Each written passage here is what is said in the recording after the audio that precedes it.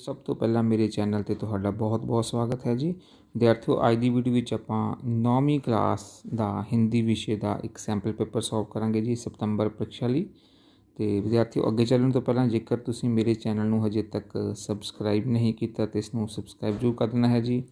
Bell icon ਨੂੰ ਜ਼ਰੂਰ press ਕਰ ਦੇਣਾ ਹੈ ਅਤੇ ਬੈਲ ਆਈਕਨ ਨੂੰ ਪ੍ਰੈਸ ਕਰਕੇ ਜੋ ਆਲ ਦਾ ਨੋਟੀਫਿਕੇਸ਼ਨ ਹੈ ਉਸ ਨੂੰ ਜ਼ਰੂਰ ਔਨ ਕਰ ਲੈਣਾ ਹੈ ਤਾਂ ਜੋ ਮੇਰੀ ਹਰੇਕ ਨਵੀਂ ਵੀਡੀਓ ਦੀ ਨੋਟੀਫਿਕੇਸ਼ਨ ਤੁਹਾਨੂੰ ਸਭ ਤੋਂ ਪਹਿਲਾਂ ਮਿਲ ਸਕੇ। ਅਤੇ ਆ ਹੁਣ ਆਪਾਂ ਇੱਕ ਇੱਕ ਕਰਕੇ ਸਾਰੇ ਹੀ ਕੁਐਸਚਨਸ ਨੂੰ ਸੋਲਵ ਕਰਦੇ ਹਾਂ ਜੀ। ਹੁਣ ਪਹਿਲਾ ਕੁਐਸਚਨ ਹੈ ਜੀ, हिंदी भाषा की लिपि कौन सी है? तो इसका आंसर आ जाएगा जी देवनागरी। अपने पास अनुनासिक वाला शब्द चुनकर लिखें, तो वो इसमें है जी दांत। अगला है जी दांत भी ऑप्शन आ सकती है अपने को, अंत ये भी ऑप्शन आ सकती है क्योंकि अनुनासिक हुंदा है कि जिसकी ध्वनि जो है वो नक दे विचों निकलती है, जिस तरह इसके उपर भी बिंदी है, इसके उपर चंद्र बिंदी है, तो दोनों ही अनुनासिक वाले शब्द हो सकते हैं, पर तुसीं इस ते ऑप्शन पर टिक कर देनी है जी। इन वर्णों को जोड़कर बनने वाला शब्द चुने, तो वो आएगा जी इच्छा। आगे है जी शुद्ध करके लिखना है, शुद्ध शब्द को चुनकर लिखिए। क्योंकि के स्पेलिंग कौन से होते हैं, तो ये इसका सही आंसर होगा। आगे है जी श्री कृष्ण यशोदा से क्या खाने की मांग करते हैं? रोटी, माखन, फल या क और ख दोनों? तो इसका आंसर आएगा क ख दोनों, रोटी और माखन दोनों ही खाने की वो मांग करते हैं। सुनो अगला क्वेश्चन अपने को इस तरह है जी, मुश्किल काम करके कर्मवीर जबकि दूसरों के लिए क्या बन जाते हैं? नमूना बन जाते हैं। बूढ़ी खाला ने पंच किसको बनाया था? अलगू चौधरी को। अगला है जी मुन्नी के लिए पाजेब कौन लाया? उसकी भूआ लाई। सो अगला है जी इस पंदाक्ष ਨੂੰ पढ़ के ਤੇ ਜੋ ਪ੍ਰਸ਼ਨ ਹਨ ਉਹਨਾਂ ਦੇ ਆਪਾਂ ਉੱਤਰ ਦੇਣੇ ਹਨ ਜੀ। ਇਸ ਪੰਦਾਕਸ਼ ਨੂੰ ਤੁਸੀਂ ਪਹਿਲਾਂ ਪੜ੍ਹ ਲੈਣਾ ਹੈ ਜੀ। ਤੇ पहला क्वेश्चन अपने को है जी, जीवन में बाधाओं को देखकर वीर पुरुष क्या करते हैं? तो इसका आंसर आएगा जी घबराते नहीं। कठिन से कठिन काम के प्रति कर्मवीर व्यक्ति का दृष्टिकोण कैसे होता है? उबाते नहीं। बाधा शब्द का बाधा क्या होती है? रुकावट, इसका अर्थ है रुकावट। तो इस पदांश का शीर्षक क्या होगा? कर्मवीर। देखो जगह है जी अपने पास बहुविकल्पिक प्रश्न है जी। आग बबूला होना मुहावरे का सही अर्थ क्या है? गुस्सा होना। अकल के देश दौड़ाना, इसमें आएगा हमारे पास चार ऑप्शन दी हुई हैं। अकल के घोड़े दौड़ाना। आम के आम डैश के दाम, तो आम के आम गुठलियों के दाम। सुनो इस पैराग्राफ ਨੂੰ पढ़ के तो ਆਪਾਂ नीचे कुछ आंसर ਦਿੱਤੇ ਹਨ, क्वेश्चन पूछे गए हैं, आंसर देने हैं। ਪਹਿਲਾਂ ਤੁਸੀਂ स्क्रीनशॉट लैके तो पूरा पैराग्राफ पढ़ लेना है जी। तो देखो पहला क्वेश्चन है, मानव जीवन की रीढ़ की हड्डी किसे कहा गया है? तो इसका आंसर आएगा जी विद्यार्थी जीवन को। पहले का आंसर ये आ जाएगा। दूसरा क्वेश्चन है जी, विद्यार्थी जीवन की तुलना किसके साथ की गई है? तो विद्यार्थी जीवन की तुलना की गई है जी आधारशिला से, नींव से, उसकी आधारशिला से उसकी जो है तुलना की गई है। विद्यार्थी काल में बालक आदर्श विद्यार्थी कैसे बन जाता है? तो ये देखो जी अपने पास आदर्श विद्यार्थी कैसे बन जाता है, ये तो इथों आंसर लिखना है जी। विद्यार्थी काल में जो बालक श्रम, अनुशासन, समय और नियम के सांचे में ढल जाता है वह आदर्श विद्यार्थी बनकर स्वयं नागरिक बन जाता है जी, सभ्य नागरिक बन जाता है जी। अगला है जी अपने पास, सभ्य नागरिक बनने के लिए किन गुणों की आवश्यकता होती है? उसके लिए सुंदर पाठशाला कौन सी है? ये देखो जी अपने पास इसका आंसर आएगा, सुनो इसका आंसर इतना आ जाएगा जी, सभ्य विद्यार्थी नागरिक के लिए जिन गुणों की आवश्यकता होती है उन गुणों के लिए विद्यार्थी काल ही तो सुंदर पाठशाला है। यहाँ पर अपने साथियों के बीच रहकर वह सभी गुणों का आने आवश्यक हैं उनकी जिनकी विद्यार्थी को जीवन में आवश्यकता होती है। और जी नेक्स्ट देखते हैं जी। आगे है जी, इस गद्यांश का उचित शीर्षक क्या है? तो इसका उचित शीर्षक आएगा विद्यार्थी जीवन, जहाँ विद्यार्थी जीवन काल लिख सकते हो जी। तो आओ नैक्सट देखते हैं जी। तो सो नैक्सट अपने को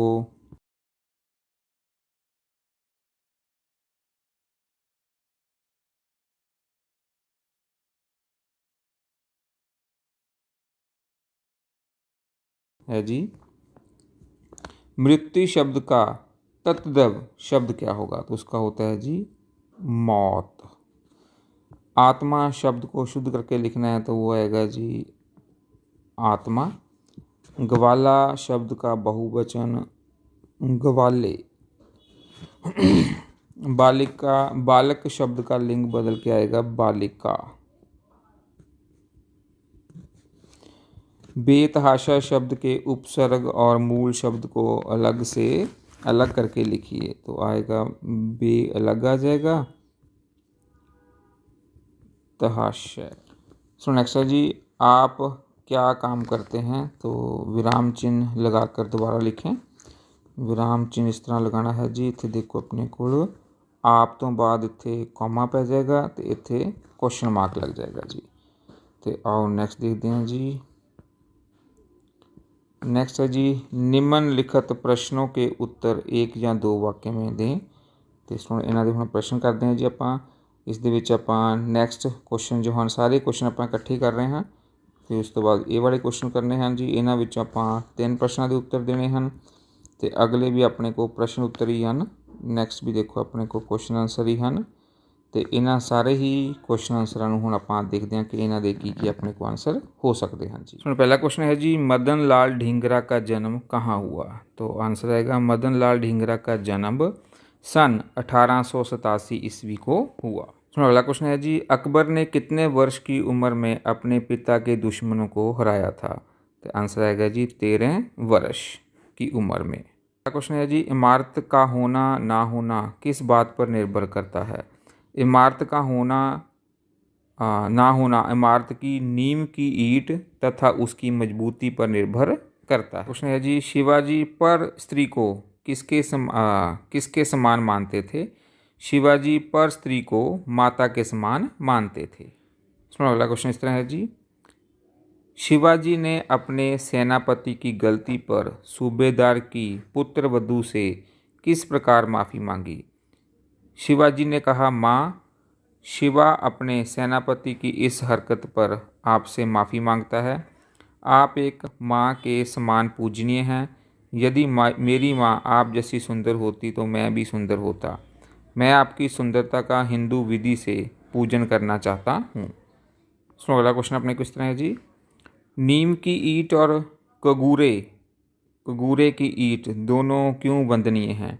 नीम की ईंट जमीन के साथ 7 हाथ नीचे गड़कर इमारत की पहली ईंट बनती है। इसकी मजबूती पर ही इमारत निर्भर करती है। कगूरे की ईंट कट छटकर कगूरे पर चढ़ती है तथा लोगों को अपनी तरफ आकर्षित करती है, इसलिए दोनों ईंटें वंदनीय हैं। अगला क्वेश्चन है जी, अलगू चौधरी ने अपना क्या फैसला सुनाया? अलगू चौधरी ने अपना फैसला सुनाते हुए कहा कि उन्हें नीति और न्याय संगत ज्ञान होता है कि बूढ़ी खाला को माहवार खर्च दिया जाए। खाला की जायदाद में इतना लाभ अवश्य ही होता है कि माहवार खर्च दिया जा सके। यदि जुम्मन को फैसला नामंजूर हो तो संपत्ति की वह रजिस्ट्री रद्द समझी जाए। अगला क्वेश्चन है जी, पाजेब कहाँ और कैसे मिली? पाजेब आशुतोष की भुआ के पास मिली। जब आशुतोष की भुआ घर आई और उसने आशुतोष को कहा कि जो कागजात वह मांग रहे थे वह सभी इसी बॉक्स में हैं, तभी उसने अपनी बास्केट की जेब में हाथ डालकर पाजेब निकाली और कहने लगी कि उस दिन भूल से ये पाजेब उसके साथ ही चली गई थी। प्रश्न है जी, जीवन में असफलताएं मिलने पर भी साहसी मनुष्य क्या करता है? साहसी मनुष्य असफलता से घबराता नहीं, उनका साहस के साथ मुकाबला करता है और आगे ही आगे बढ़ता रहता है। अगला क्वेश्चन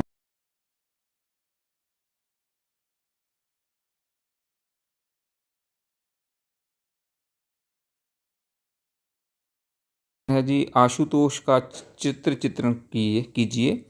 कहानी में आशुतोष एक प्रमुख पात्र है। सारी कहानी उसी के चारों ओर घूमती है।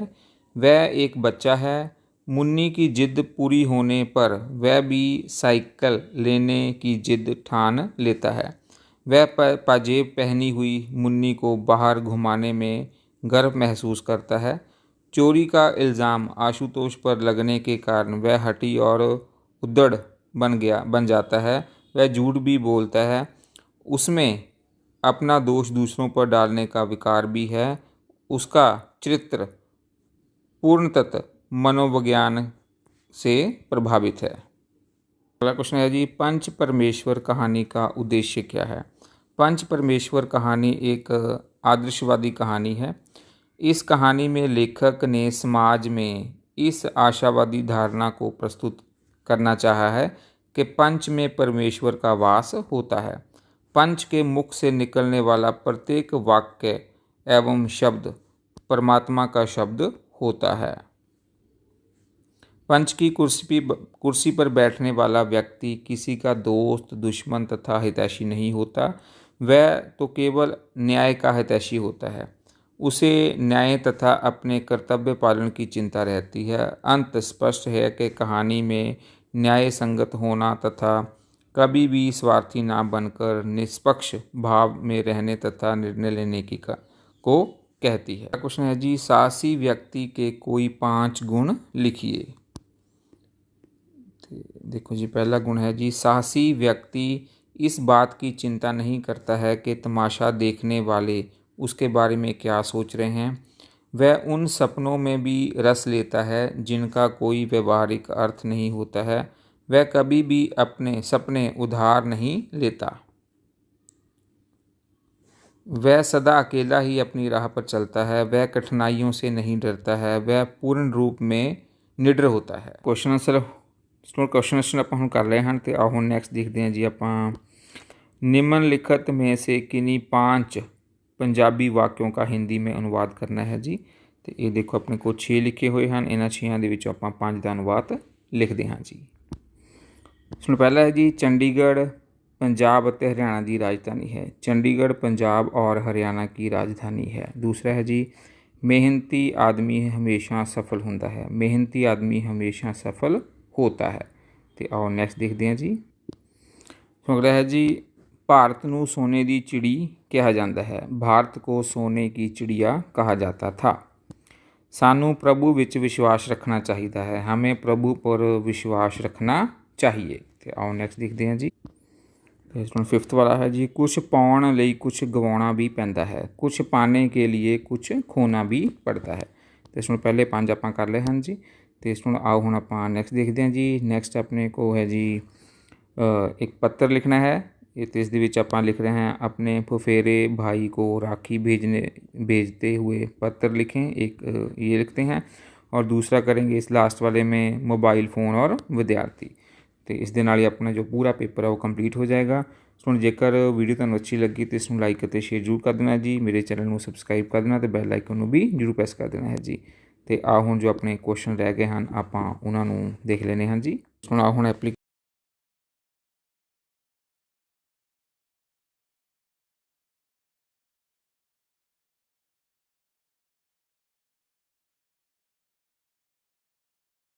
देखते हैं जी।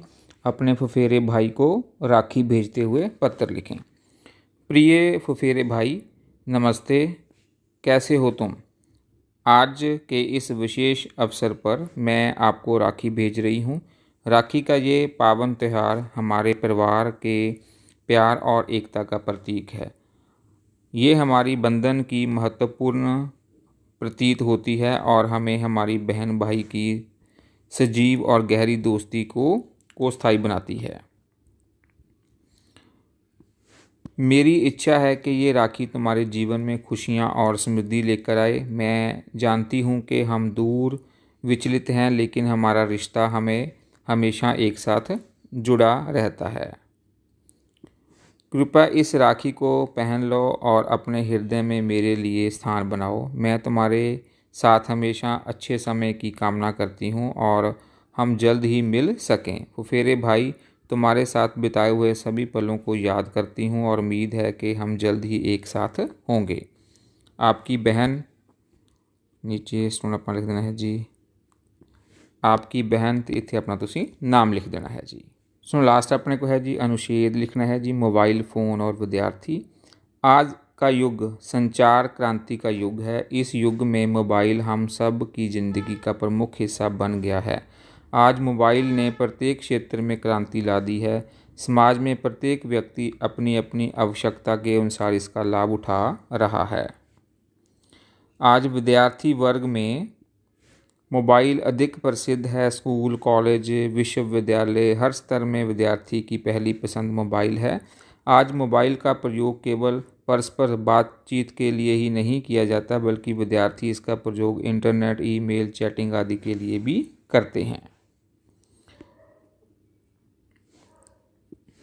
इससे घर बैठे इंटरनेट के माध्यम से संसार के किसी भी कोने की जानकारी ले सकते हैं। विद्यार्थी अपनी मनचाही सामग्री को डाउनलोड भी कर सकते हैं, इससे प्रिंट भी निकाल सकते हैं। आज मोबाइल जीवन के लिए इतना उपयोगी है कि उसका उतना हानिकारक भी है। कुछ विद्यार्थी ऐसे भी हैं जो मोबाइल का दुरुपयोग भी करते हैं। वह व्यर्थ में ही घंटों गप्पे हाँकते रहते हैं, एक दूसरे को संदेश भेजते के में समय गंवाते हैं, वह चैट करके अपना समय नष्ट करते हैं। ऐसे विद्यार्थियों को मोबाइल की उपयोगिता समझनी चाहिए, उनका दुरुपयोग ना करके केवल सदुपयोग करना चाहिए। होप सो तुहानूं सारे ही जो क्वेश्चन करवाए हैं वो अच्छी तरह समझ लग गए होंगे। जेकर वीडियो तुहानूं अच्छी लगी तो इसनूं लाइक करते शेयर जरूर कर देना, मेरे चैनल को सबसक्राइब कर देना तो बैल आइकन भी जरूर प्रेस कर देना। धन्यवाद।